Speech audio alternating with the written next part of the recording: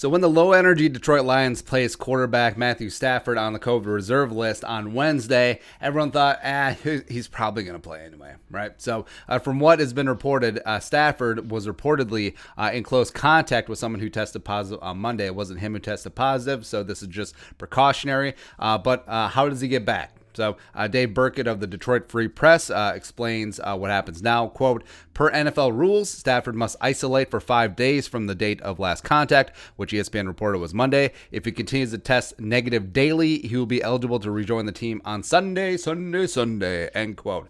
So what does that mean for the game?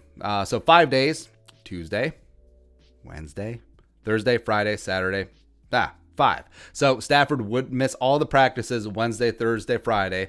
He'd likely have to travel separate from the team, which I'm sure he'll be fine. He has $226.5 million in career earnings, by the way. Yeah, it was good to be the number one pick before the rookie wage scale came in.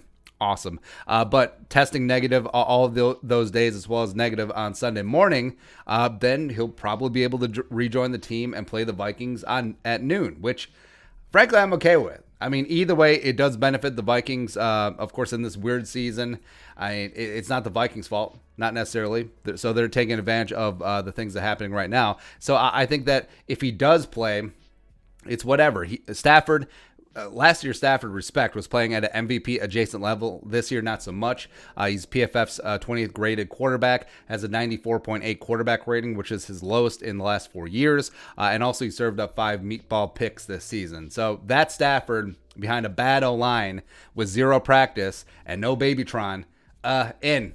And also, with the whole practice thing, yes, he's studying virtually. He's on the blue iPads, not Microsoft Surfaces, the blue iPads. And offensive coordinator Darrell Bevell. I mean, he likely won't be able to install anything new specifically for the Vikings. So the game plan for the Vikes will likely have to come from stuff that's already been installed in previous weeks as well as in training camp. So the Vikings, what they see on film is likely to get a big dose of what's going to be coming on Sunday. That's a monster advantage. It is. And yeah, you could say, well, if Stafford doesn't play, Chase Daniel's gotten all the first team practice reps. Who cares? Who cares about Chase Daniel? And I know, we Vikings fans, it's almost like a fish story. Because the more time goes away from Chase Daniel leading the Bears to a 16-6 win week 4 last year at Soldier Field, he threw for 500 yards and 17 touchdowns. You can't beat Chase Daniel. Chase Daniel is a career backup for a reason, man. He was nothing special that game. He was perfectly fine. He didn't reinvent the wheel, but he was serviceable. He was a decent distributor. The loss 16-6 was much more on Cousins missing a couple of key deep throws, specifically to Adam Thielen, Stephon Diggs fumbling, and the offensive line allowing 20 pressures and 6 sacks. You couldn't block number 95 RRH. Yeah, you got a problem there. But sure, Chase Daniel, beat the Vikings, please. I mean, Tariq Cohen could have been under center, and they just run Wildcat every play. The result would have been the same, right? So it wasn't Chase Daniel. Bottom line, he put up 16 points at home. So, congrats, right? So, everything else is coming up the Vikings way, either way, because, I mean, Stafford has been bad this year. No practice, no number one receiver, fine. Chase Daniel, career backup, starting, fine. David Bling Blang Blah, who they destroyed in the second Detroit game last year, fine. So, the Vikings, everything is going their way, and that's what makes me nervous. It's games they have zero chance to win, like at Seattle, even though they gave that one away, which is unfortunate. At Green Bay last Sunday. I mean, where the national media jabroni haircuts say that the Vikings have zero chance of winning, that's why I'm like, all right, let's go.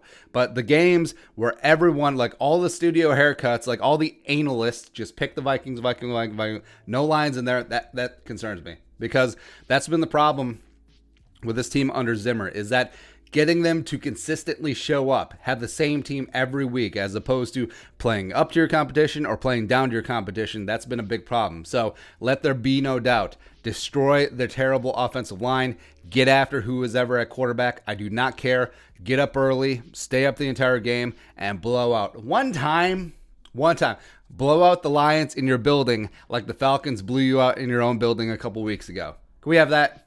Let's go. All right, but your thoughts. Matthew Stafford, probably playing, but who cares? Let us know in the comment section below. Subscribe for daily Vikings takes. We'll support that work. Pull some of the Venmo. Skull, production value.